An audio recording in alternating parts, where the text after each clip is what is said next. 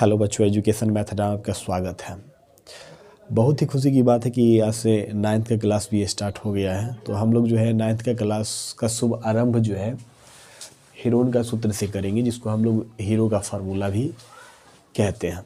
तो आज का क्लास जो है थ्योरी का ही क्लास होगा और एक दो हम लोग उदाहरण भी देख लेंगे, लेकिन आज का टोटली क्लास जो है थ्योरी का होगा। और आज का क्लास जो है जो भी बच्चे करेंगे वो इस चैप्टर का अधिक से अधिक क्वेश्चन को सॉल्व कर सकते हैं, क्योंकि किसी भी चैप्टर के लिए मेन मुद्दा जो होता है, मेन चीज़ जो होता है, उसका थ्योरी और फार्मूला ही होता है। तो आज के क्लास में हम लोग थ्योरी और फार्मूला ही देखेंगे और साथ में एक दो क्वेश्चन भी हम लोग देखेंगे। तो जो भी बच्चे वीडियो को सब्सक्राइब नहीं किए हैं वो फटाफट सब्सक्राइब कर दीजिए। तो चलिए आज का क्लास हम स्टार्ट करते हैं।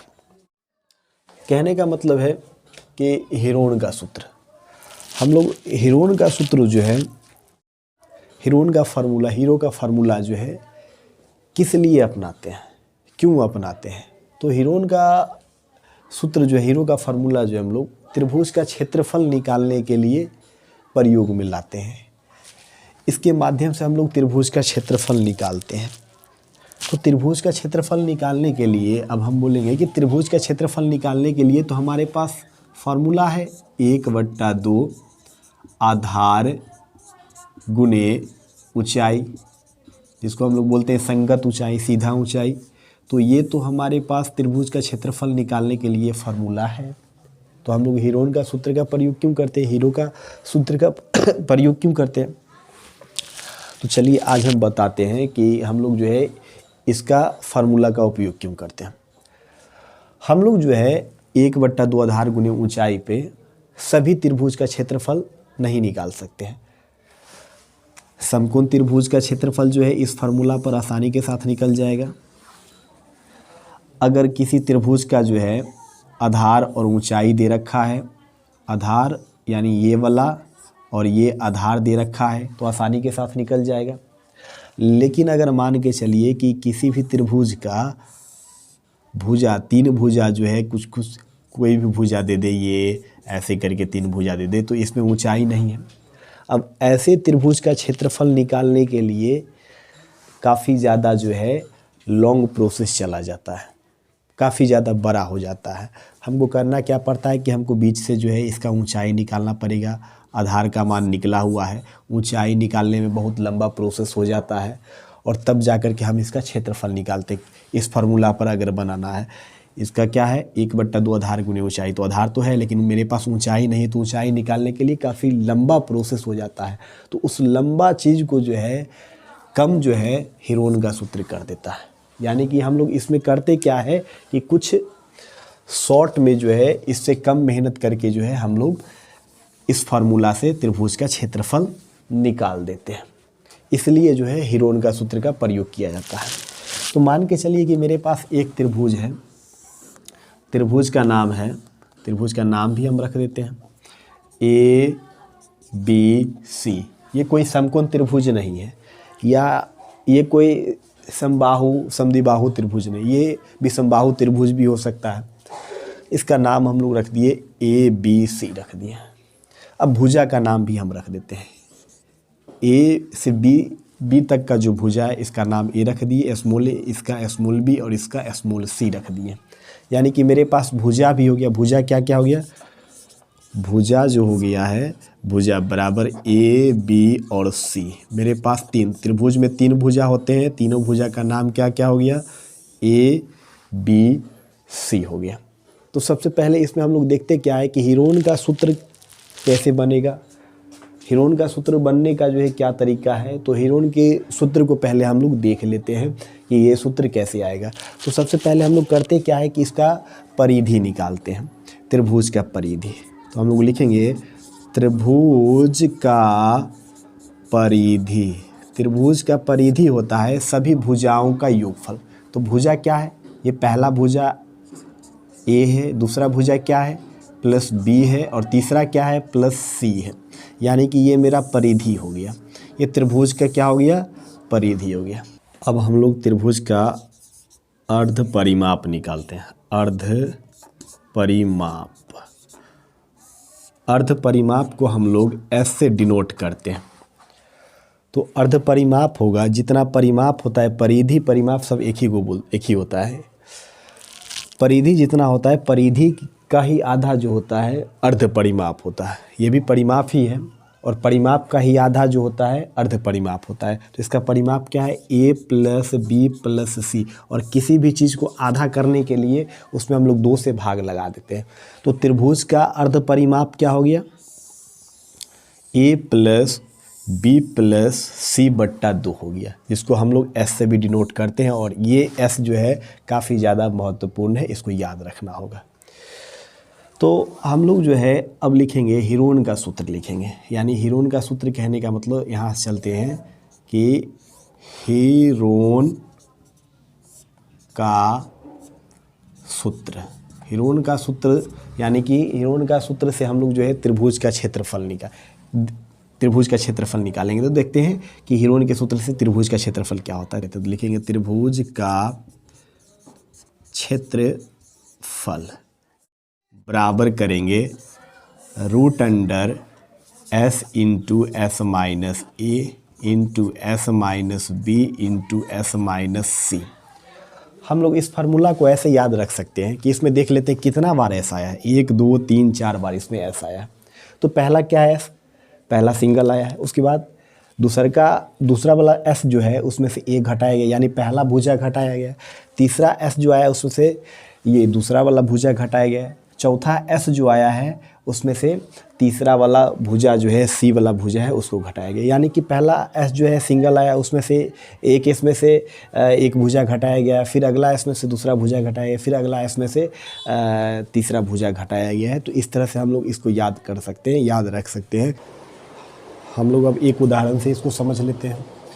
क्वेश्चन है, किसी त्रिभुज की 3 भुजाएँ 10 मीटर, 8 मीटर तथा 12 मीटर हो तो हीरोन के सूत्र से क्षेत्रफल निकालें। यानी कि हमको करना क्या है कि हीरोन के सूत्र का प्रयोग करके हमको त्रिभुज का क्षेत्रफल निकालना है। तो सबसे पहले हम लोग क्या करते हैं कि एक त्रिभुज बना लेते हैं।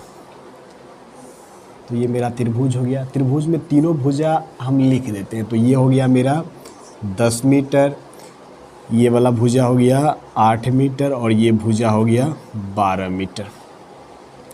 यानी कहने का मतलब कि मेरा a का मान हो जाएगा 10 मीटर a, b का मान हो जाएगा 8 मीटर और c का मान हो जाएगा 12 मीटर।